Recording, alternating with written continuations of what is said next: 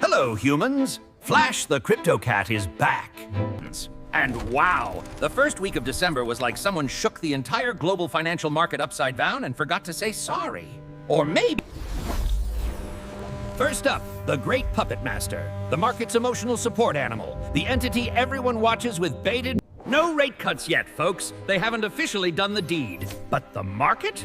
Oh, the market is basically screaming so loud you can hear it. Wall Street, in its infinite wisdom and self-serving prophecy, has priced in an 80% chance of a 0.25% rate cut at the December meeting. And here's the kicker, the truly astonishing part that makes my whiskers twitch. Morgan Stanley, JP Morgan, Bank of America, all... Why does this matter, you ask? Beyond the obvious psychological boost of cheap money? Let me break this down for the intellect. And what are risk assets, you might ask, with that innocent human head tilt? Think stocks, especially growth and tech stocks, which thrive on future earnings potential. But here's the kicker, the stubborn hairball in every investor's throat. Until the Fed actually says it, until Jerome Powell steps up to the mic. That doubt, that lingering skepticism is what makes everything interesting, if not a little tense for those without 9 lives. The market isn't fully convinced, and that skepticism, that lingering doubt is what makes everything interesting. If second on our global market mayhem tour, Japan! Yes! Japan. I know! Well, this week, the quiet neighbor suddenly stood up at the global financial community dinner party and, instead of politely asking to be excused, announced. Let me simplify this for those who still think leverage is a fancy word for a crowbar. Imagine you can borrow a massive amount of money for next to nothing then. You then take that borrowed yen, convert it to US dollars, and invest it in assets that yield much higher returns. It's essentially free money. Now, what happens if the BOJ dramatically raises interest rates? What happens if that free yen borrowing cost suddenly jumps? And when that reverser, poof, global liquidity, the lifeblood of speculative markets, vanish. Why old Japanese ladies, you ask? Ah, a keen observation. For decades, the yen they painstakingly saved earned.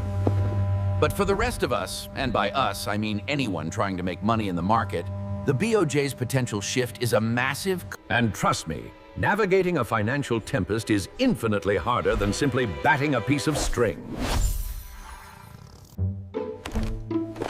Now, let's talk about the land of the brave, the home of the free, and the market that consistently defies gravity, US.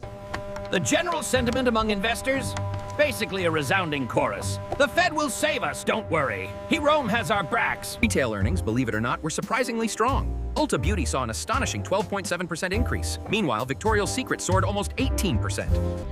Clearly, humans are still spending money on things that make them feel good, or at least look good in the mirror, even when the economy is telling them they absolutely...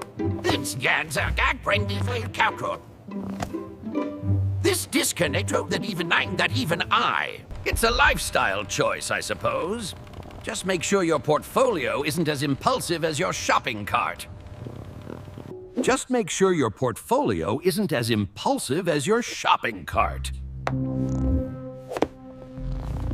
December 1st wasn't so much a gentle market correction as it was someone kicking Bitcoin down a very long, very steep flight of stairs. And then, for good measure, probably throwing a few more altcoins. The domino effect led to nearly $900 million in leveraged liquidations. Poof, gone, vanished into thin air. Leverage in the crypto world is essentially borrowing money to amplify your potential gains. If you put in $100 and use 10x leverage, you're trading. But here's the crucial insight, the kernel of wisdom that separates the seasoned trader from the rookie monkey. This was not a trend reversal. And guess what? By midweek, crypto had stabilized. It had found its footing. Because if the Fed does cut rates, if that cheap money flows into the global economy, then Bitcoin, the ultimate risk-on asset, gets to celebrate again. Just remember, while a little speculative fun is fine, 50x leverage is a recipe for tears. Now, for the less dramatic but no less important movements of the week, commodities. While crypto was doing its tight... Meanwhile, gold, the classic safe haven asset, saw a slight uptick. A small but noticeable climb. Why? So here's the recap, humans. Distilled into actionable insights for your small, easily distractible brains. And finally, for the love of your portfolio, stop using 50x leverage. I cannot stress this enough. It's a self-inflicted capital suicide pact.